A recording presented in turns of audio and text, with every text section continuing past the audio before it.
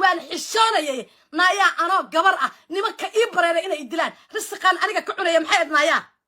ahayd naayaa mareexaan oo dhan waxay iska dhaadhiciyaan dowladnimada ayaga moogiyo cid kale inaysan wadi karin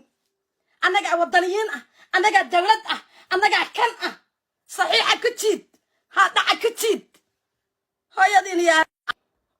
ee aamino waraadan obayn ama waraadan hubinin aan ku iri iila soo orod balkoonka markii la igu saayay daawanaysana kaan banaanka naag in la wasa allah u sameeyay markaan balkoonka jooga iibaa la iiga siinay aamina ii keen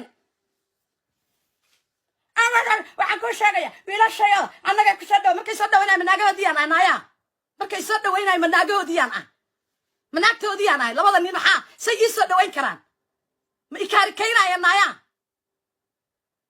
ali dhaafo anigu aan ogaay macnaha ugu jiro ay kaarikaynaya miya naaya naag dambe uma hajabaysaane labada ninka naaya keen naaya labada nin hooyadiin yaa bimba wase kaana naaya والله بأنا إذن طافني سان أي إذ كوجودن بناك مخربة إذا كجسارية تنا لبا إذ بيتجسا لبا قل يتجسا والله أو بالله أو طلع يا كوري عوا كودارني يا آمينو هديسن واحد بدن أيس كوبا بإمبان كوري بيها أبوي من بركة هاي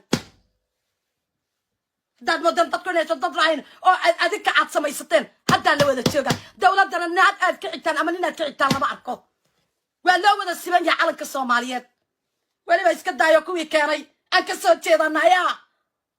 adeerka meeshiiba ugu yimid asagoo taagan kuwii unada u fariistay say kugu taanaya horta ayaa dawladda soo ahaa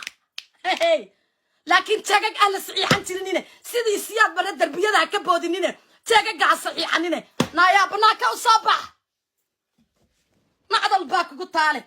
haddaysan wado oo marixaan u sii wadaan ku iri biyaha aaboy ban barax ka ahay haddayna ku waalan farxiyo maxaa nugu soo daayay naaya ayada la iga gadarayaan anigay soo maagay miya nabadeen alaabta naga guriga habar gidiraad adigu gaday guriga habar gidira waliba sacad ku leeyihiin adigu gaday hagayo baay ma guriga naaya adigu gaday mise gurigaad adigu lahayd bililaqada ah yaa guriga laga soo dhaway xididkeed baa jooga ilmaheedii baa jooga xamar oo dhan annagaa iskale waa waxay abtiyaashay leeyihiin iyo waxay ilmayga ciddooda leeyihiin iyo waxay reer adoogay leeyihiin maxaad ka bedeli kartaa naaya farxiyadaan lagay